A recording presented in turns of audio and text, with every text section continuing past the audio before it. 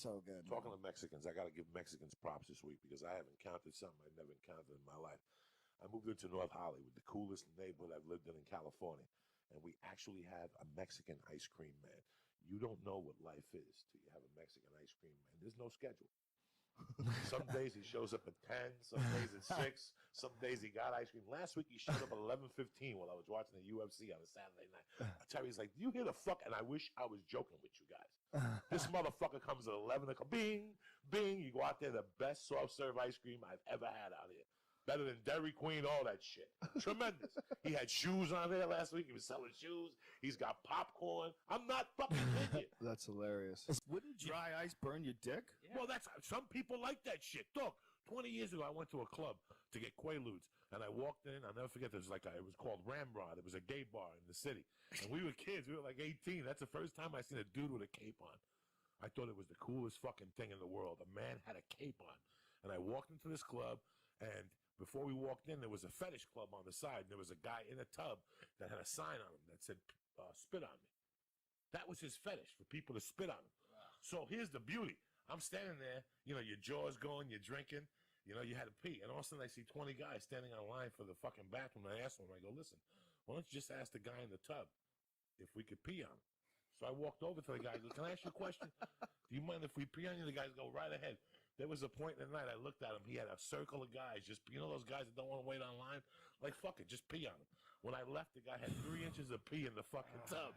The sign was all fucking melted. Like the black ink had been melted. What? This guy wanted people to spit on him. We ended up pissing on him.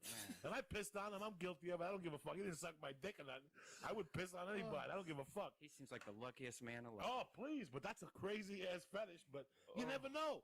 Some people's chicken is another man's gumbo. You know what I'm saying? I don't like pissing on myself, but this guy wanted you to piss and spit on him. So wow. You know what I'm saying? I don't even like venison.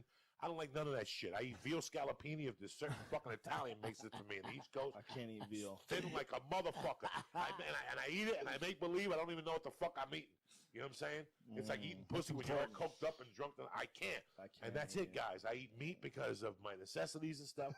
Fish, chicken I eat, and even though I know they're nasty and they piss all over the fucking legs, I still fucking eat chicken. I won't go to Popeye's chicken, but I eat chicken. Popeyes is delicious. No, yeah, I know. Spicy chicken with the rice and beans. Yeah, next time you get a breast from fucking Popeyes, take the skin off it and see the foot. You can see the indentations of the toe. They cut the foot in half and see what the fuck's in there. You'll never eat Popeyes again. You understand me? I got the surprise of my life. These opinions are purely those of Joey Diaz. These opinions are true. I know all about mafia meat and all that shit. That was I came from an Irish-Italian neighborhood, and we played fucking everything on the street. Stickball, football, and then when their leaves came down, that's when you played two-hand touch, and then we put the bricks in the middle of the street, and you pile the leaves on top of it, and some dickhead's driving with his car. Oh, my and he God. Hit the fucking, we were fucking animals there. Weird fucking parties like that, man, that's like a big social thing. Like, who could put on the craziest one? Who can have, baby tigers? Right. The one I went to just had poles. An ice cube that melts. The fuck is that? Like an ice sculpture. Like once the ice sculpture is done, the party. What, are you fucking the party's over when I say it's fucking over? Party's over when fucking Papa does his last fucking line. That's when it's fucking over. Fucking when the ice sculpture. Are you fucking kidding me? How much of who I am is my environment? I'll tell you what. When I was a kid, I didn't buy into the Boy Scouts. I didn't buy into none of that shit. I never bought into clubs. I never bought into none of that shit. Well, you grew up very streetwise. But still. You grew up. You got some stories about your stepfather. Right. But up to the age of 10, I wanted to be a white kid, an American kid. I came here from another country. I grew up on Dick Van Dyke. So did you feel like insecure? I wanted to. Fucking, till this day, I'm insecure about it. Really? About being Cuban? No, I'm not about being Cuban, but my big thing was to be an American. My mother came here for me to be an American. Everybody wants to be everybody else. There's white kids who want to be black kids who No. want to be white. When I came to this country, my mom stressed that we came here for you to be an American. One time on a bus, some kids were talking in Spanish, and they wanted to beat the teacher up because the guy threw him off the fucking bus and made him walk home. Right. And I walked in the house, and I told my mom. My mom's like, I don't know what you're upset about. This is America. You came here to do this. My mom raised me to be an American. One of the biggest lessons I ever learned, I never drank again on New Year's. Never after I seen that one New Year's. I went to a party like that. It was very chill. Everybody was having a good time. And also one of my buddies couldn't drink. He started drinking, and he started spitting on the floor. Oh, no. And the person said something to him. And he put like $200 and the person said something to him. So he's like, really? He goes, either I take my money and leave, or I'll fucking. So he started some shit. Next thing you know, all fight broke out. That's the first time. Fuck Mike Tyson. Danny Bianculo bit my friend's ear off that night. We had to drive him to the hospital with a baggie with ice in, and the bottom of his earlobe was in the thing. And he kept holding on to the car saying, as soon as I get stitched up, I'm going to go back there and fuck him up. It was one of those types. The kid bit him in the ear. It was hanging. He's got his ear in a baggie with ice. And he's like, I hope this fucking doctor hurries up because I'm going to go back to his house and knock the fuck out of him. He just beat you up 10 times. To stop you the 10th time, he bit your fucking ear because he couldn't take it no more. He didn't know what else to tell the fucking kid. But I remember that I never drank on New Year's again. I was like, I never want to be in that position. There's some dudes that just don't give up. No, this motherfucker till this day won't give up. You have to kill him with a stick. Bro, he was covered in blood. They broke him up, and he would say, okay, I'm all right. He'd wipe his lip. He'd wipe his face. They'd say, go over and shake Danny's hand. He'd go over to Danny and say, Danny, I'm sorry, but your mother's still a cunt. Let's go one more fucking time. And then they'd do it again for 20 minutes. The kid would beat the fuck out of him again. All right, get me. All right, I'll stop. And Danny would go, you're going to stop this time? Yeah. Break it up, towels, ice, massages, Stitch would be there. And while Stitch is showing him up, let me go shake his hand, bro. Yeah, it's over. You know what? Your mother still has VD in her asshole. Jesus fucking Christ, he just beat you up 10 fucking times. And that's how bad it was. And I never, ever, ever drank again on New Year's, dog. The best one from whatever is, hey, man, say, nigga, you with the cape.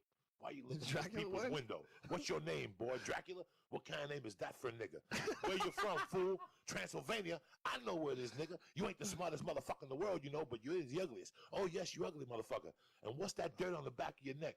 You a filthy little motherfucker, too. You better go home before the sun come up. I ain't lying. See your ass in the day, you liable to get arrested. You want to suck what? Suck some nut black niggas. You some kind of freak boy? An ugly freak? All that shit. Damn. That's excitement. Your kid fucking getting in trouble. What? That's excitement. Your kid having some fucking drama. What kind of... Let me ask you something. You want a half a fag fucking kid? Is that what you want? You want your kid to really... You want your kid to have some fucking opinion, even at an early age. And for him to have some opinion, there's going to be some problem somewhere along the line, guy. Yeah, that's true. You had your own fucking opinions at 8 and 9. I know you. And so I don't know about fucking you, but I know I did. I told people what the fuck was on my mind. I know you did. You grew up by yourself. You want your kids to... I'd see these kids... Listen, before I was driving, I seen this kid, Jewish kid, with a yarmulke on, walking around like a fucking Momo with sandals on. I almost pulled over and grabbed him by the shirt and said, you're a fucking Jew. Act like it, you dumb fuck. Walking around like some fucking dumpy-wumpy dude. I see these kids. Dumpy-wumpy. I see these fucking kids today. You're a Jew. Act like it? Act like a fucking Jew. Go out and mug somebody. Go out and sell shoes or something. Wait a minute. You're out walking around like a fucking mumpy-dumpy in North Hollywood. What's a mumpy? That's a fucking mook with little sandals on. Look at these fucking kids today. Wow. You want half of these kids to be your fucking kids? What do talking you about care this how they fucking nonsense and shit? I'm just saying it's not what they're dressed like, but this kid's a fucking mook walking around. He's a mook. You can tell by his body. Is that racist? Mook? No, I think it's a mook. Fucking body, like he's a fucking saying, moron, guy. Yeah, what the fuck? You've been hanging out with me for 6 years. You don't know what a fucking mook is, guy? Jesus fucking Christ. Why would I know that? You know what I'm saying? You want to have these fucking kids around you texting all fucking day and drinking energy drinks? You need these fucking kids? These kids can't even work. They're so fucking worthless. You want this shit in your life? You want your kid to have a little opinion and to stick up for himself. You want your fucking principal to call home and say, hey, man, your kid suspended because he told the teacher he didn't believe that or he didn't believe what he was saying or something. And then you talk to him and you level him out. But you don't want half these fucking kids that are sheep. Fucking mooks. I don't want no fucking kid that's a half a sheep. I understand that. What I'm talking about is crazy kids. Yeah. You know, What kind of crazy kid? What's a crazy You never grew up with a crazy kid? I am a fucking crazy kid. Look at me. You know what I'm saying? What are you talking about? What's a crazy kid? A kid that's going to cause problems all the time. It's not going to cause problems. Like Dennis the Menace. If a kid's causing problems all the time, it's scary. It's like you let your kid out. I didn't light fires. I didn't do nothing like that. I didn't mug other kids or rape little fucking girls. I was a fucking kid that liked to have a good time. Yeah. I knew Jesus. I met that nigga at the railroad depot. I told him, don't you go down there messing with them Jews without no money.